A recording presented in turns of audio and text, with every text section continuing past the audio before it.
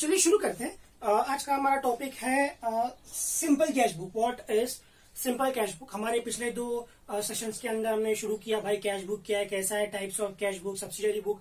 उसके अंदर हमने देखा था कि भाई टाइप्स में भाई सिंगल होता है, डबल होता है, ट्रिपल होता है। तो उसके अंदर सिंगल सिंपल भी बोलते हैं हम इसको, हम शुरू करने वाले। तो चलिए स्टार्ट करते हैं। The simple cash book contains only one cash column. ठीक है, it has two sides, receipt sides, payment side. On the debit side of cash book, all the cash receipts are recorded, and on the credit side of cash payment are recorded. It is balanced periodically, weekly, monthly. It always shows debit balance. The ruling of cash book is as follows. Simple है कि भाई वो ये बोलता है कि भाई cash book के अंदर एक ही अमाउंट का कॉलम होता है और फिर डेबिट साइड होता है, क्रेडिट साइड होता है, और इस साइड में आप रिसीट्स रखते हो, इस साइड के अंदर आप पेमेंट रखते हो। इसको आप या तो हफ्ते के हिसाब से, या तो दिन, या तो महीने के हिसाब से आप मैं कहता हूँ उसका अकाउंटिंग करते हो। लाइक उसको आप टैली करना होता है। और ऐसा बोलता है कि शुरुआत में इसका डेबिट साइड जो होता है वहां से हम स्टार्ट करते हैं। मैं कह सकता हूँ कि इसका जो डेबिट बैलेंस होता है, डेबिट बैलेंस से हम शुरुआत करते हैं।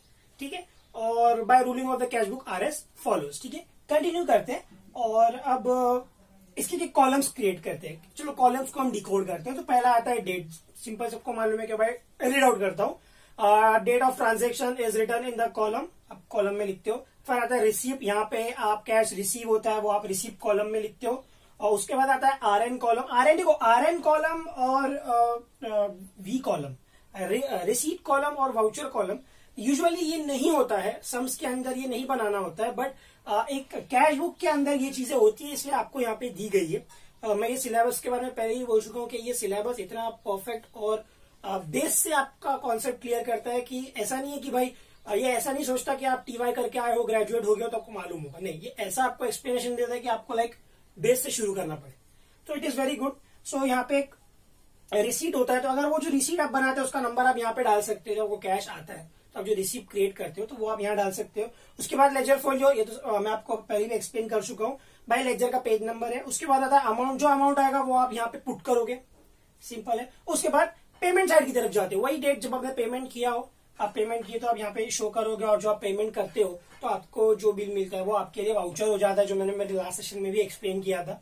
तो यहाँ पे आप वो मेंशन करोगे LF एज इट इज, और उसका जो अमाउंट जो आप पेमेंट करोगे वो अमाउंट आपको यहाँ पे पुट करना होगा। नॉर्मली अगर आपको सम आता है simple cash book, it is very rare, but still अगर आपको एग्जाम में ऐसा आता है, व्हाट लक, अगर आ गया तो आपको ये RN और VN नहीं बनाना है, क्योंकि सम के अंदर नहीं दिया होगा कि भाई इतना पेमेंट हुआ और वाउचर नंबर ये है, उतना पेमेंट हुआ और लाइक रिसीट नंबर ये नहीं, ऐसा सब नहीं होगा। नॉर्मली सम होगा तो डेट होगा, रेसीट होगा, ledger folio, amount, date, receipt, ledger folio और amount.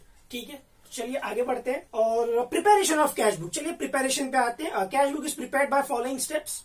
We know that cash is an asset. Yes, cash is an asset.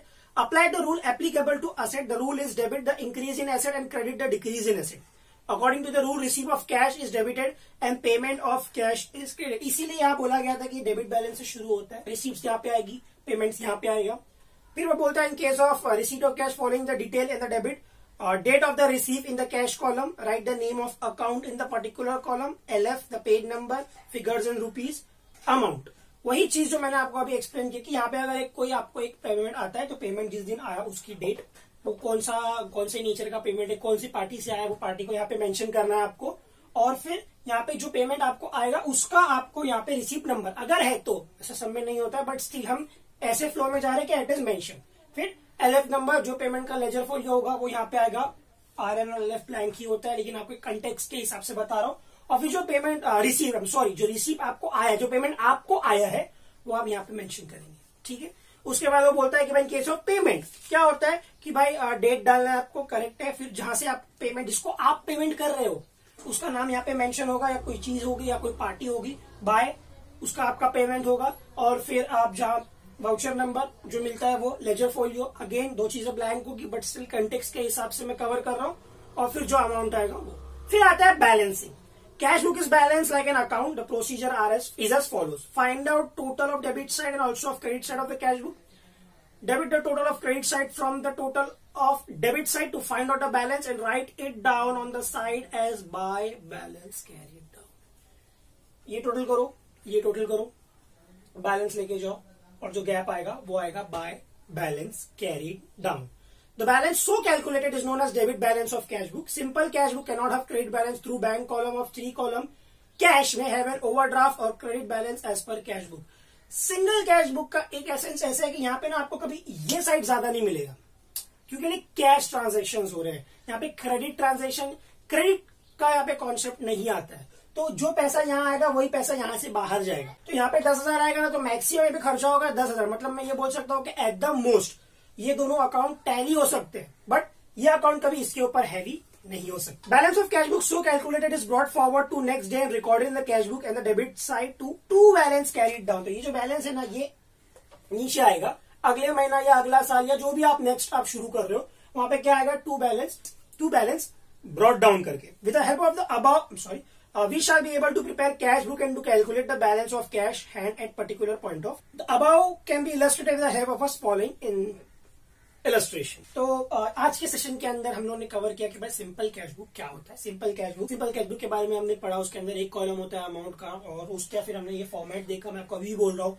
ये इसका एक्चुअल फॉर्मेट है। एग्जाम के अंदर भी don't write receipt and voucher number, दिया नहीं होता है, नो यूज है। कई के लिए जबरदस्ती का एग्जामिनर के लिए सिचुएशन क्रिएट करना है, आपके अंडरस्टैंडिंग के लिए आपको बताया गया है। और तो और LF ब्लैंक होता है, और फिर मैंने आपको बताया कि भाई इसके अंदर आप कौन सा अमाउंट कहाँ पुट करते हो। इसका एक एसेंस यही है कि भाई इसका जो हमेशा जो हैवी साइड रहेगा वो डेबिट रहेगा। शुरुआत आप डेबिट साइड से करोगे एंड जो बैलेंस आएगा उसको आप नेक्स्ट इसमें लोगे। सारे टर्म्स हमने क्लियर किए, और इसका एक इलस्ट्रेशन है। इस करने के बाद एक सिंपल कैश एंड बुक का एक इलस्ट्रेशन। अगर आप यहाँ तक ये वीडियो देख रहे हो तो डिस्क्रिप्शन के अंदर, डिस्क्रिप्शन नहीं या ऊपर मैंने आपको यहाँ पे दिया रहूंगा, आप वो चीज जरूर देखो। ये देखने के बाद वो देखना बहुत जरूरी है। उसका रीजन ये कि इतना सब करने के बाद उसका जो एक्चुअल एप्लीकेशन है वो इस वीडियो के अंदर होगा, जो ऊपर दी गई है। आप वहां से इस वीडियो को देख के अपना पूरा सिंपल कैश बुक का जो कॉन्सेप्ट है वो क्लियर आउट कर सकते हैं। ठीक है, अगला कॉन्टेंट अगले लेक्चर। Thank you.